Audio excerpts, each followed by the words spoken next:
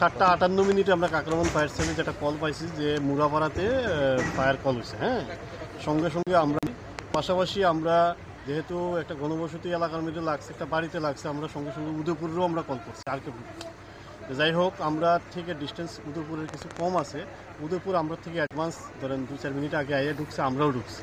ঢুকার পরে তো বিশাল আগুন, আমরা দুইটা পার্টি নিয়ে আমরা আগুন আয়ত্তে আনার চেষ্টা করছি। পাশাপাশি এত অঞ্চলে যদি কোনো ফায়ার কল হয় বাড়ি ঘরে আসে বিষয়ে, তখন আমরা ওটিপিসিরও একটু সাহায্য নেওয়ার চেষ্টা করি, কারণ পাবলিক ফ্যাসিলিটিগুলো ফার্স্ট। হ্যাঁ, গাড়ি যদি কাজ না করতে পারে সে ঘুরে যাইব, আদারওয়াইজ আমরা কিন্তু রিস্কটা নিই না। টোটাল ঘটনাস্থলে কয়টি ইঞ্জিন আসে?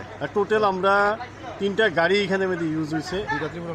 একটা হলো উদয়পুর ফায়ার সার্ভিস, একটা কাকরাবন ফায়ার সার্ভিস এবং একটা ওটিপিসি ফায়ার সার্ভিস।